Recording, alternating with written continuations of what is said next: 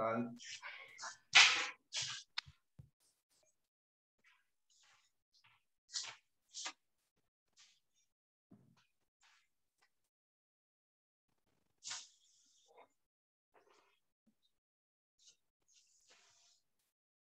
Buen día.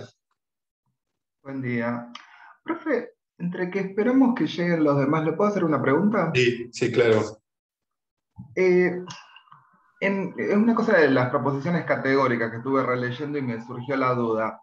Si yo planteo no todos los P son S, ¿es equivalente a decir algunos S no son P? Sí, claro, claro, son equivalentes. Ta, ta, ta. ¿Es que lo veamos cómo se hace? Pues ¿Cómo yo ver? estudié cómo es el sistema de conversión de las proposiciones categóricas. No me acuerdo si eso estaba en Ya. copy. Lo podés pensar en lógica de predicados, para que te Claro, yo quede lo más pensé en claro. términos de lógica de predicados, pero como usted había dicho que los sistemas no siempre son tan equivalentes. No, es verdad, es correcto, pero en parte sí son equivalentes, en gran parte sí son equivalentes, entonces justo en este punto son equivalentes. Pero bueno, la transformación depende del lenguaje de la lógica de predicados. Entonces, vos empezaste diciendo así, no todo.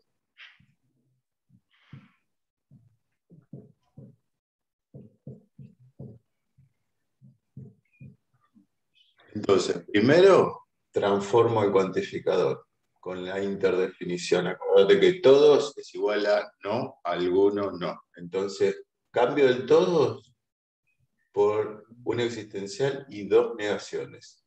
Pero esta negación ya estaba. Claro, Es decir, acá interdefino el cuantificador universal. claro, por contraposición. Claro, es como una cosa así, sí. La misma definición está en Aristóteles. Esta definición, esto es de lógica de predicados, pero la definición la da Aristóteles. Lo que pasa es que no lo estamos leyendo. Esto es doble negación, ¿no? O sea que esto lo borro. Digo. Y ahora transformo el condicional. Estoy negando un condicional. Digo, no es cierto un condicional. Entonces me queda el existencial acá. Y cuando esto es la interdefinición del condicional, es proposicional. Capaz que vos no te lo acordás ahora. Pero es decir, ¿cuándo es falso un condicional? Te sale intuitivamente. Cuando el antecedente es verdadero y el El consecuente es consecuente falso. es falso. Es decir, algún P y no S. Claro. No todo P entonces S es igual a algún P y no S. No todos los hombres son mortales, es igual a algún hombre no es. Mortal. Es complicada, no te creas que es fácil esta proposición, sino que tiene, en la tradición lingüística y lógica, también se la considera una proposición complicada. Sí, es que es medio antiintuitiva para pensarla o hasta cuando uno la dice. Sí, sí, porque te la podés confundir con una E, es decir, se nos confunde con una E a veces. Claro. En el ejemplo, no pasa tanto en castellano, pasa más en inglés. Por ejemplo, el ejemplo, todo lo que brilla no es oro. En castellano decimos, no todo lo que brilla es oro. Pero en inglés, fíjate que es una cuestión lingüística, por eso lo escribo en inglés, ¿no? En inglés se dice así. All that shines. Shine no, glitters. Glitters. Glitter. Glitters. Sí, sí, Que creo que es con doble T, ¿no? Glitter, glitter.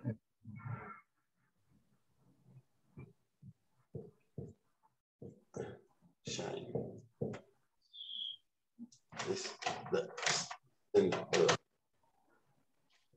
Is not gold. Es decir, todo, parece que fuera todo, no. Pero Claro, eso parece todo, no. Es decir, claro. nada de lo que brilla es oro. Pero no, es incorrecto, es no todo lo que brilla es oro, porque el oro brilla y es oro. Claro. Entonces, esto es una proposición o que muchas veces se confunde con una proposición Eso es como las discusiones entre la negación externa o interna, ¿no? Cuando Exacto, tiene que ver con eso, tiene que ver con eso. En distintas lenguas, fíjate, esto es inglés-castellano son casi iguales, pero otras lenguas, lo que estudian los lingüistas, polinesio, etcétera, depende de la posición de la negación y depende de la adquisición de la lengua, en inglés especialmente también. Es decir, la negación en inglés se fue creando, transformando a través del tiempo, hasta llegar a una doble negación. Vos fíjate que esto es una mezcla, esto es una negación acá. Bueno, con el verbo ser no pasa, pero con otro verbo tenés que incorporar un di, un das, un do, es decir, un ítem de polaridad negativo. Pasa lo mismo con otros términos como any. Eh, es decir, hay una especie de concordancia negativa, de doble negación, pero no hay doble negación en inglés. En inglés, el doble negativo eh, es argot, ahora no me sale la palabra. No, está prohibido el doble negativo. El doble negativo te aparece en el slang, en el rock, te aparece el doble negativo, pero, o en el argot, pero no está prohibido en inglés. ¿Eso qué quiere decir? Es que en un tiempo hubo una doble negación y después fue declinando esa doble negación hasta llegar al momento actual. Así que sí, esos problemas tienen que ver con la historia, con la lógica, con la estructura de la frase y con la historia de la lengua. Cómo hay un ciclo, especialmente para la negación, se llama ciclo de Jespersen. Jespersen. Es un lingüista danés. Él empezó los estudios más que nada sobre la negación y sobre todo la negación en inglés, la historia de la lengua. Cómo la negación en el inglés antiguo era una negación simple, cómo fue llegando a una doble, después se fue a una simple, hizo un ciclo. Y en la actualidad tenemos lo que tenemos. Y tiene que ver con la fonética también, cómo se debilitan partes de la frase y se fortalecen por rasgos fonéticos. La negación tiene que ver con la fonética, tiene que ver con la N, y con aspiraciones en muchas lenguas N. En inglés no, en griego no, en inglés es aspirado tiene distintas negaciones, pero una muy común es su con espíritu suave.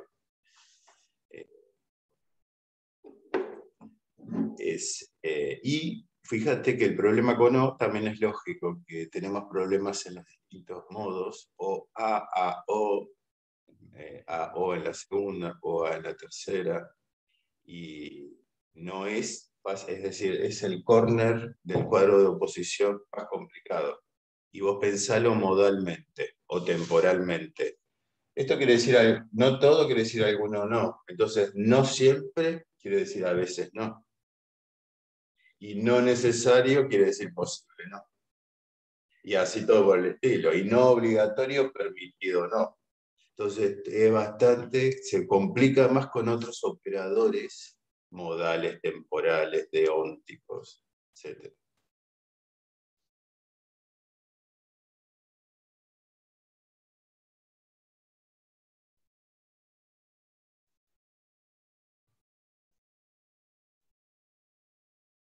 Aristóteles mismo lo dice así a veces, dice upas, no todos, y a veces dice algunos no, tis, y después pone la negación más lejos y te complica mucho el texto leerlo eso, sobre todo con esta propuesta, con las otras no hay tanto problema. Qué interesante esto que usted menciona, profe, porque casualmente en filosofía del lenguaje estuvimos viendo la clase que tuvimos a Frege y cómo él proponía separar la forma gramatical de la forma lógica y cómo acá es tan relevante la forma gramatical de las estructuras y cómo Sí, se disocia y a veces se asocia dependiendo del momento, ¿no? sí. Sí, vos pensás que la idea esa de Frege, o la idea de la primera filosofía analítica, es una idea que quizás hoy ya no está bien. Si bien es correcta parcialmente, que hay una forma lógica versus una forma gramatical, si bien es correcta parcialmente, hoy Gamut volumen 2, por ejemplo, no la sigue, sino que la idea de Gamut volumen 2 es que la lógica no regimenta el lenguaje, sino que el lenguaje tiene su propia estructura y que la lógica debería ir tras del lenguaje para simplemente ser un instrumento de la lingüística. Quizás ver a la lógica como algo menor, como instrumental, como algo que quizás así también pudieron ver los antiguos, Aristóteles. Pero la idea básica es que no hay una manera de encorsetar al lenguaje, o que no hay que hacer eso, sino que hay que seguir al lenguaje y ver la lógica que tiene el lenguaje. Entonces, no hay versus, no hay lógica, no hay forma lógica versus forma gramatical, sino que más bien hay una coincidencia, que son niveles de análisis del lenguaje, más bien. Y uno es la forma lógica y otro es la forma gramatical. No son lo mismo, no son lo mismo. Más bien, esto es la forma lógica y más bien la forma gramatical sería el árbol del parsing. Parsing es el término inglés para análisis sintáctico. Análisis sintáctico y lógica son los dos grandes métodos de las ciencias sociales. Se descubren cosas con lógica y con el análisis sintáctico. Lo que hace Jespersen ahí en el ciclo es más o menos presentar los primeros análisis sintácticos. No es un generativista, porque es una persona del siglo XIX, que trabajó en principios del XX hasta la década de los 40, 50, es un lingüista, pero es como un previo al generativismo. Estableció métodos de análisis sintáctico, especialmente de árbol, que permiten ver formas gramaticales. Así que, sobre todo en la gramática generativa, surge en los 50, es algo novedoso. Gamut, volumen 2 es de los 80, es más bien nuevo. Son cosas que todavía se están estudiando, pero para los 80 era muy nuevo.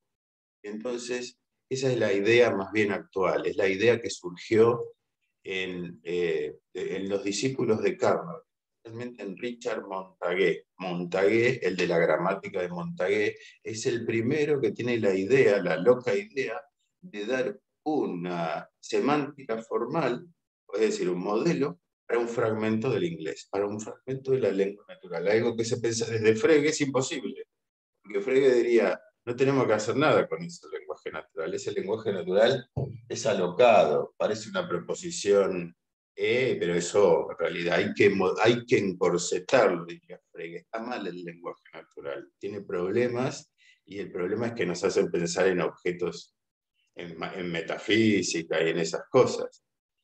Montague dice, no, no tiene ningún problema el lenguaje natural, pero muchos años después, Frege se lo dice en el siglo XIX. Montague está hablando ya en la década del 60, después de ser un discípulo de Carnot.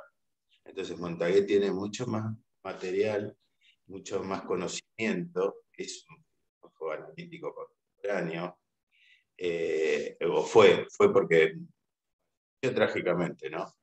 Pero él es el primero que inaugura esta tendencia, que está más o menos se puede ver en Gamut volumen 2, a partir de los capítulos 4, 5, 6.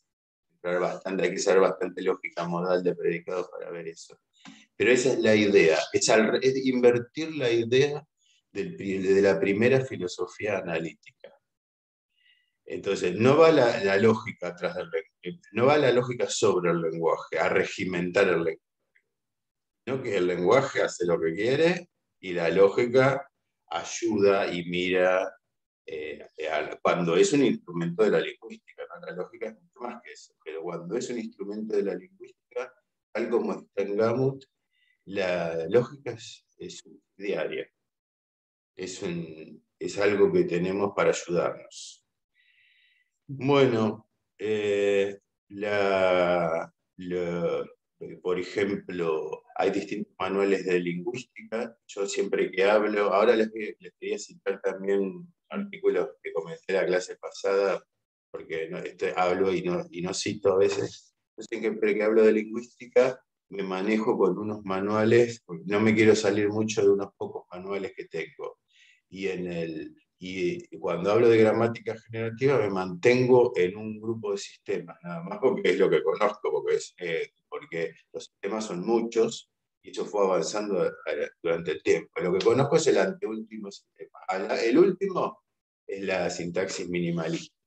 El anteúltimo se llama teoría del gobierno y la ligación. Gobierno es government en inglés, es un anglicismo, no quiere decir gobierno, no tiene nada que ver con política. Gobierno en la frase, no como una parte de la frase gobierna al otro. Teoría del gobierno y la ligazón. Es decir, cómo la frase, la cabeza de la frase gobierna la frase y la liga. De Irene Heigemann. Si quieren se los paso, se los muestro, es muy dificultoso, hay que meterse, pero ahí en el capítulo 3 pueden ver la equivalencia entre la forma fonética, la forma lógica y la forma gramatical. Es decir, son distintas, pero son equivalentes. ¿Y cómo hace para hablar una máquina? Y tiene que pasar entre ¿cómo hace para escucharte y hablar una máquina? Y tiene que pasar desde la forma fonética, primero tiene que tener una forma fonética, y después pasarte a la forma gramática, a la forma lógica y después a la forma gramatical, por mediante esa equivalencia. La máquina ¿cómo te escucha? La máquina no te escucha, no tiene orejas, no tiene oídos. Tiene un perceptor que lo puede pasar de forma fonética a forma gramatical. Entonces, ese trabajo en la gramática generativa, en lógica, es lo que permitió en parte implementarlo. Después la implementación no tengo idea cómo es. Pero bueno, esto se puede conseguir en internet, ya igual después se los paso. Es un tema sobre el que no estamos trabajando, ¿no? Es contemporáneo más bien. Igual esto es contemporáneo. Lo que estoy diciendo de Aristóteles también es contemporáneo, pero lo otro es de más alto impacto. Es más alto impacto. Eso es lo que es el manual que sigo cuando digo gramática generativa. Pero gramática generativa es un campo más amplio. No existía eso cuando Frege dijo lo que dijo. Chomsky, Montague sabía quién era Chomsky, fue influido por años, ya estudió en las universidades yanquis, de donde Chomsky ya tenía 10 años de influencia, 15, 20 años de influencia.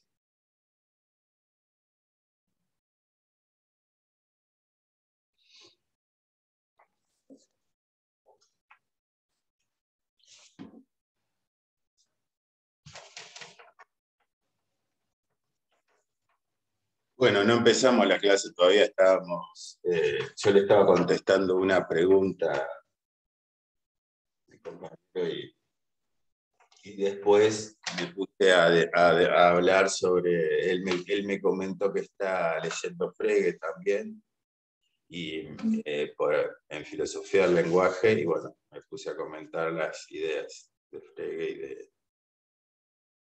y de Montague.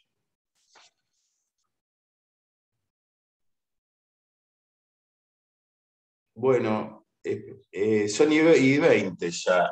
Si quieren empezamos, no sé bien porque hoy es la primera clase que hacemos este día. Bueno, ya hablamos de revisar el día, pero podemos cambiar el día porque veo que quizás no puedan entrar todos. Bueno, vos, Matías, me habías dicho que quizás el día era por ahora, yo estoy grabando la clase, después la subo, así que nadie se la pierde.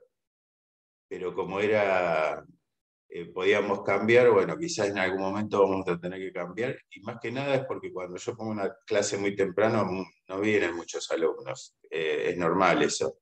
Así que quizás si en un momento ustedes pueden, la pasamos en otro momento. Puedo pasarla a otro momento. Ustedes me avisan y cambiamos de día y de horario también, si ustedes quieren y pueden.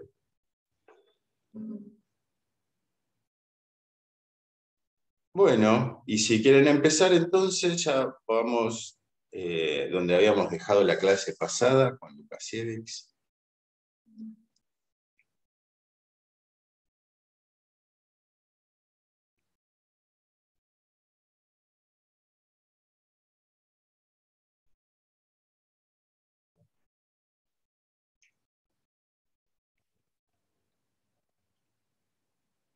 Entonces recuerden que esto es la interpretación axiomática de la silogística de Aristóteles. Es en esta primera parte del curso, luego de que repasamos silogística, vamos a hacer interpretaciones. Las más comunes son muchas, esta es una común y famosa, que la vamos a abandonar después, la vamos a ver hoy, la vimos un poco la clase pasada, pero la vamos a abandonar parcialmente, porque algunas cosas nos vamos a quedar, y esto es lo que nos vamos a quedar, es la notación de las proposiciones categóricas. Todo A es B, lo vamos a escribir de esa forma, ¿no? O muy parecido, no exactamente igual, pero muy parecido. Esta es la primera formalización de la silogística, la formalización estrictamente hablando, porque noten que lo de copy no es una formalización completa, porque no tiene un símbolo para la constante lógica, sí para las variables, A y B, P y S, sí, es parcial por eso. Pero ahora, por primera vez, Lukasiewicz da un símbolo para la constante lógica. A, E, I, O para las 4 del cuadrado de oposición. Y si bien muchas veces lo vamos a leer primero el sujeto, como está en la primera columna, después de significa todo A es B, después lo vamos a leer de la otra forma. B pertenece a todo A. Es una forma de invertir la proposición categórica. Nosotros la conocemos como todo A es B, pero recuerden que eso depende de Boesio, especialmente, por eso hoy nosotros la escribimos así. Pero es importante que la veamos al revés, porque puede tener importancia para la prueba. Y en realidad, esta forma de escribirlo fue la forma especial que usó Aristóteles. Es raro para nosotros y era raro para los griegos en ese momento. Es decir, hizo lo mismo que nos pasa a nosotros en la cabeza. Nos invirtió el lenguaje. ¿Para qué? Para decir que era un lenguaje raro, artificial, formal. Así nació el primer lenguaje formal, haciendo algo artificial. Fíjense que de hecho lo hacemos nosotros cuando hacemos un reglamento o cuando escribimos un cartel, como no saque los brazos, la cabeza por la ventana. Bueno, esto ya lo vimos en la clase pasada. Profesor, perdón, un segundito. ¿Puede subir un poquito el PDF? Si no sé si se escuchan. Lo que, o sea, el universal A y B, entonces todo A es B. Ahí sí. Sí, Ahí está. todo A es B, Perfecto. sí. Perfecto. Entonces nosotros nos conviene pronunciarnos como lo pronuncian los griegos. B pertenece a todo al predicado, el predicado primero al sujeto.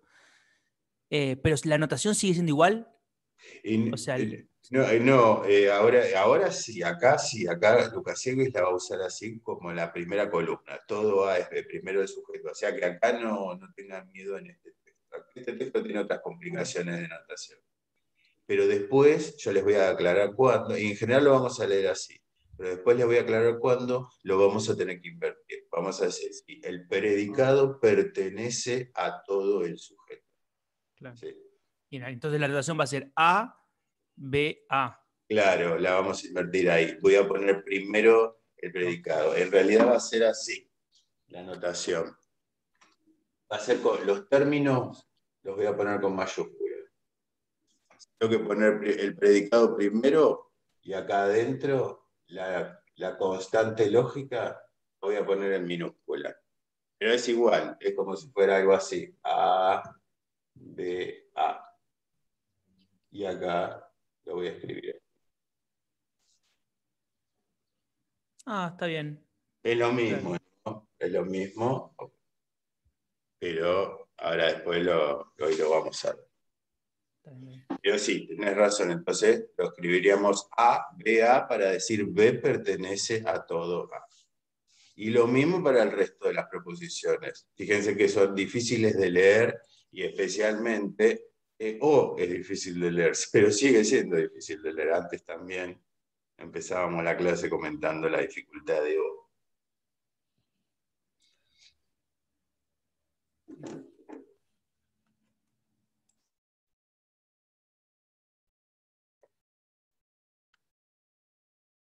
Bueno, acá ya les comenté, esto es la notación polaca. Yo acá esto es un scan de mi fotocopia. No tengo la fotocopia entera no tengo el scan entero de Lukasiewicz. Lo tengo en inglés, pero en castellano no.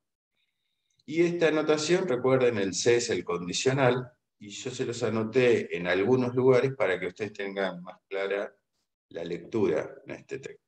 Igual ahora se los voy a repasar cuando veamos los ejemplos.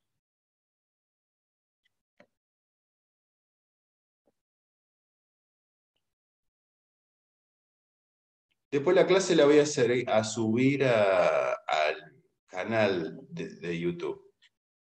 Ya lo conocen el canal, ¿no?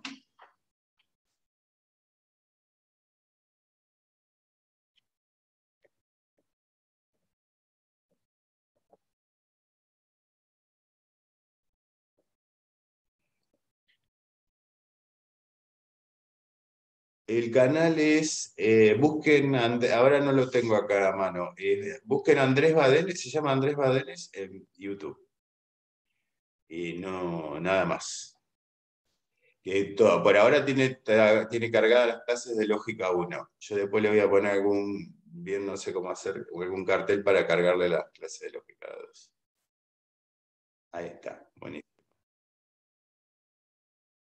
Buenísimo, gracias.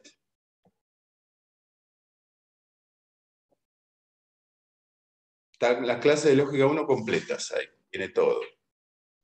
Y de silogística tiene también. Bueno, entonces recuerden, el otro día vimos un ejemplo de axiomática. Estos son 3 axiomas. La primera es la ley de transitividad, las otras 2 son leyes de la negación, la segunda es ley de Clavius, la tercera es como FSQ. 2 y 3 son muy parecidas a FSQ. No es muy distinto de eso. Y esto es un sistema completo, de acá se siguen todos los teoremas de la lógica clásica. Perfecto. Entonces, ¿por qué la prueba es, como vimos el ejemplo de la clase que viene, mediante axiomática? Acá tienen las primeras pruebas.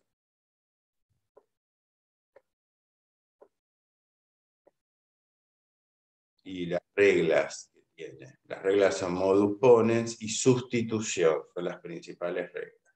Es decir, yo sustituyo, como hicimos en la clase, tomo los axiomas y sustituyo para lograr un nuevo esquema que respete el esquema del axioma.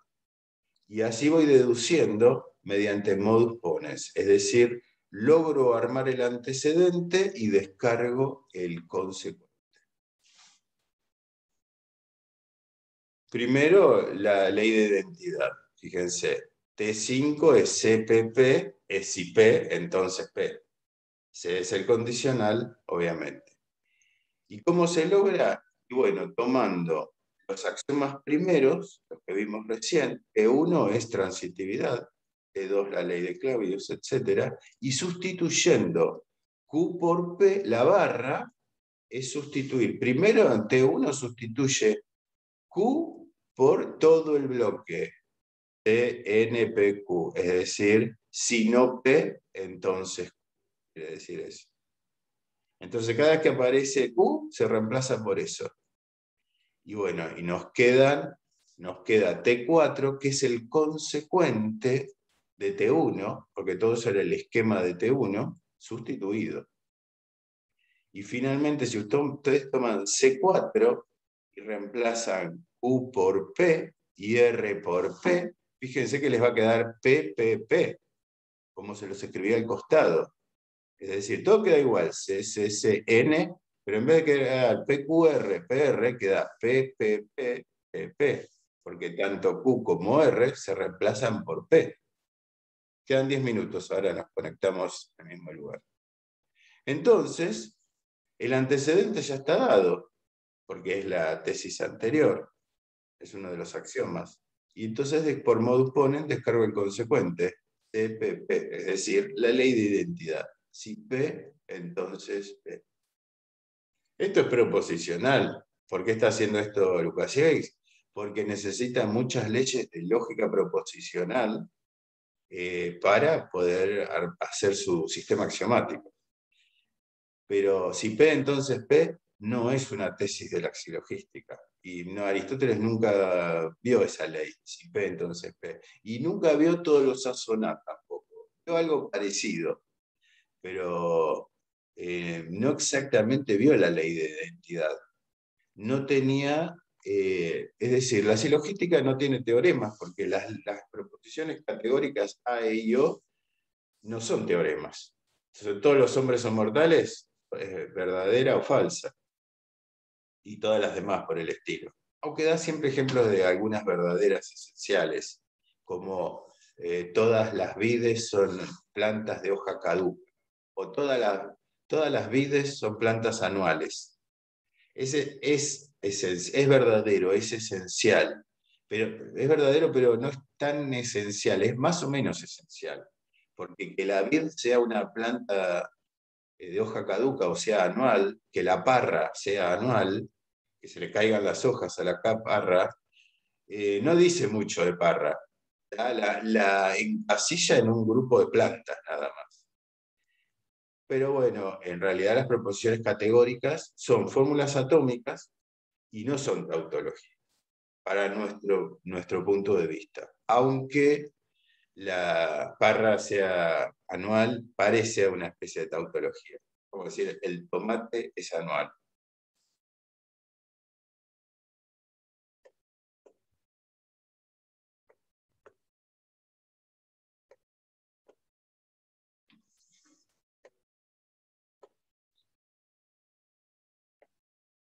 Bueno,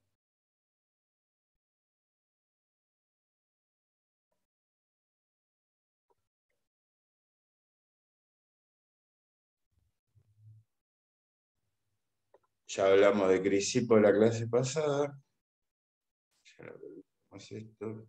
De los cuantificadores unarios también. Ahora vamos a ver para qué los introduce. A Pierce lo nombra, pero ¿para qué? Y no sé dónde está nombrado Peirce. Ah, Perdóname. en la anterior hoja.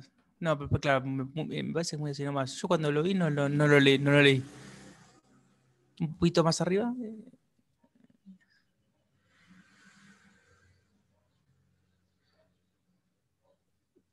¿Será que toma de él lo. Acá está. Por Lógico las tablas americano de de Peirce. verdad, parece. Ah, principio de Valencia, sí. Ah, no. No, por la axiomática. Para bases estoicos, en particular Crisipo.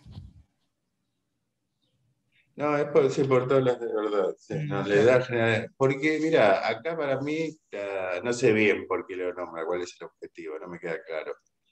Pero entiendo que son los orígenes de la lógica clásica. Porque Peirce se puede considerar un originador de la lógica clásica. Como te dije el otro día, vos me dijiste que, no sé quién me dijo lo de Wittgenstein, de las tablas de verdad de Wittgenstein. No, no, yo no. Yo había sido Ah, bueno, y era correcto. Es correcto que decir que Wittgenstein fue el primero que expuso las tablas de verdad en el Tractatus, no sé de qué año es, de los 10, no me acuerdo. Sí, correcto. Pero las tablas de verdad ya se conocían. En realidad se conocen desde, como dice acá, Lukasiewicz es un experto también en lógica estoica. Se conocen desde Crisipo.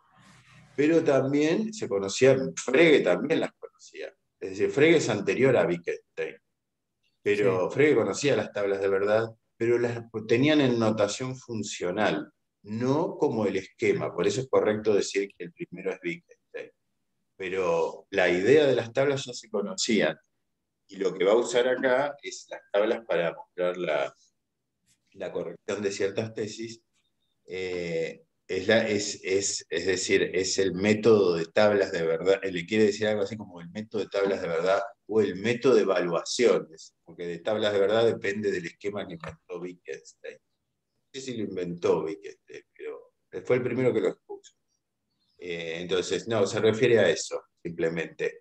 Porque quizás también, no sé si es correcto decir que fue el primero que lo expuso, pero sí es una tesis de Van Hayenort, que la lógica clásica, es un problema cómo surgió la lógica clásica. La lógica clásica es el sistema que surgió en el siglo XIX y en el siglo XX. Entonces, la hipótesis de Van Hayenort, que después les menciono el texto, es que hay tres tendencias de donde surge la lógica clásica. Una es Frege, otra es Schroeder. Una es Frege, es la filosofía de la matemática de Frege. Otra es el álgebra de la lógica de Schroeder, en Alemania. Y otra es Peirce, en Estados Unidos. Especialmente el primer sistema de lógica clásica es de Mitchell, es un discípulo de Peirce y es de la 1870 y pico. Y eso es lo primero. Fíjense que la conceptografía de Frege es de 1879. O sea que ahí estamos. Todo, antes que Russell, antes que todos eso. Y después el álgebra de la lógica de Schroeder, no me acuerdo bien, pero es por ahí. Es por ahí. Entonces, quizás creo que la referencia de Peirce ahí es esa. Es Claro. el autor que les mencionaba, hay muchos textos, de la historia de la lógica del siglo XX, que se llaman De tanto a tanto. Este libro se llama De Frege a Gödel, y el autor es este. Puede ser que no lo escriba bien de todo, porque no me acuerdo bien dónde va la I. Y lo que hace en ese texto es dar una introducción, y es un texto relativamente viejo, pero es de la década de los 60. Da una introducción, y ahí dice, en esa introducción da los orígenes de la lógica clásica, y además lo que hace es traduce por primera vez textos de lógica clásica de la década del 20 y 30 del siglo XX, de Gödel, etcétera, que no estaban traducidos al inglés, que todavía estaban en alemán y en polaco, etcétera, de Tarski, y no los conocía. Él los pudo traducir. Como respuesta a esto hay muchos textos que se llaman From Skolem to Schroeder, From Schroeder to... Bueno, son textos que dan alternativas de cómo nace la lógica clásica. Las ideas básicas son, nace en Frege. Otros dicen, no, nace en Skolem. Skolem es un algebrista. Toraf Skolem es un algebrista similar a Schroeder, al alemán. Ellos dicen, no, nace en el álgebra de la lógica. Otros dicen, no, nace en Frege. Nacer en Frege es como nacer en la aritmética. Claro. Y otros dicen, no, nace en Peirce. Hay un texto que se llama From Peirce to no sé cuánto. Nace en Mitchell, en realidad, lo más correcto, que es un discípulo de Peirce. El sistema axiomático lo inventa Mitchell. Y además, fíjense, un sistema que surge en esos autores tiene tres axiomas. El primero es transitividad. El otro supongo que es carga de premisa. Y después la tercera ley no tiene negación y tiene la ley de Peirce, que no tiene negaciones aparentes, pero sí tiene negaciones, porque con la ley de Peirce puedo derivar todos los teoremas de la lógica clásica. Es decir, Peirce además encontró completitud de la lógica clásica. Yo no estudié nunca Peirce. Peirce tiene diagramas, Peirce es un mundo aparte, no, es un mundo aparte no de la lógica, de la filosofía, ya saben ustedes, pero de la lógica también es un mundo aparte. Especialmente diseñó diagramas. Y no solo por él, sino por los discípulos que tenía, por lo que él generó como discípulo. Y el cuantificador existencial también, al mismo tiempo que Frege.